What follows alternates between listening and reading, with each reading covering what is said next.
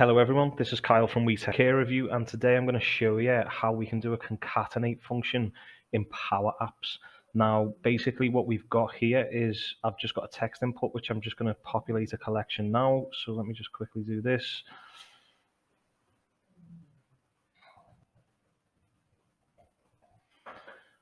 Okay, so what I'll show you is I've got a collection here. And I've just added those values in, so you can see we've got a collection called ThisCollection, and we've got 3 values in there. Now what we're going to do is we're going to concatenate these 3 values into a label.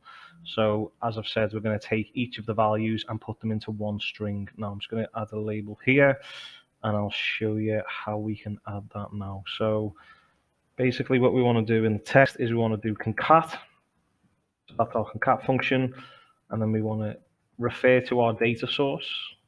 In this example, it's this collection, which I've created to add those values, and then do a comma, and then you want to do value or whatever column the name of the column is. For our case, it's value. And then whatever you want to separate in between each of those values. So for this instance, I'm just going to do double quotations. I'll do a hyphen as well. And then we want to close our parentheses, and there you can see it's already pulling that in. So now you can see we've got text input one. So this is now being used as a string, and that's just appended all of those collection values into that one string.